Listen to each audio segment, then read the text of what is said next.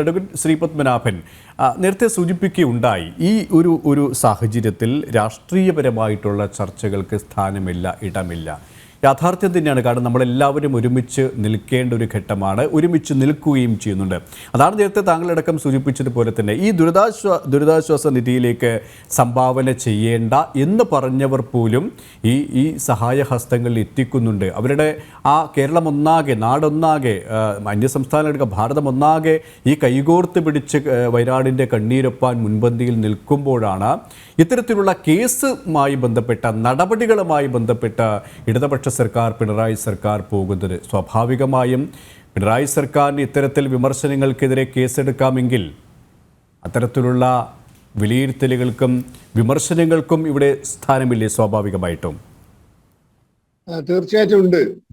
കാരണം നേരത്തെ സന്ദീപ് വാര്യർ പറഞ്ഞതുപോലെ ഈ വിഷയത്തിൽ ആദ്യമായിട്ട് രാഷ്ട്രീയം കൊണ്ടുവന്നത് ദൗർഭാഗ്യമെന്ന് പറയട്ടെ ജോസ് കെ മാണിയാണ്.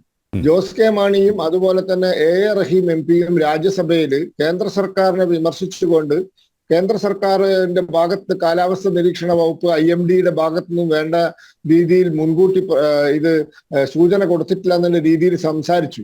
ആ ഒരു സാഹചര്യത്തിൽ ശ്രീ അമിത്ഷാജി അവിടെ കൊടുത്ത മറുപടി പ്രസംഗം, രാജ്യസഭയിലെ മറുപടി പ്രസംഗം നിങ്ങൾ കേട്ടിട്ടുണ്ടാവും. അവർ പറഞ്ഞത് എന്താണ്? ഇംഗ്ലീഷ് ഭാഷയിലെ വളരെ ഗൗരവമുള്ള എല്ലാ പദങ്ങളും ഉപയോഗിച്ചുകൊണ്ട് ആണ് ഇവിടെ പ്രസംഗിച്ചിരിക്കുന്നത്. ലിസൺ ടു അസ്, ഞങ്ങളെ കേൾക്കൂ എന്ന് നിരവധി തവണ പറഞ്ഞു. അപ്പൊ അമിത്ഷാജി പറഞ്ഞു, നിങ്ങളെ പറയുന്നത് ഞങ്ങൾ കേൾക്കാത്തതല്ല, ഞങ്ങൾ എഴുതി തന്നത് നിങ്ങൾ വായിക്കാത്തതാണ്, ഇതൊന്ന് വായിക്കൂ എന്ന് പറഞ്ഞു. കാരണം 23-ാം തീയതി, 24-ാം തീയതി, 25-ാം തീയതി, 26-ാം തീയതി ഒക്കെ ഈ സൂചന കൊടുത്തിട്ടുണ്ട്. കേരളത്തിൽ, പ്രത്യേകിച്ച് വടക്കൻ കേരളത്തിൽ കനത്ത മഴയുണ്ടാവുമെന്ന്.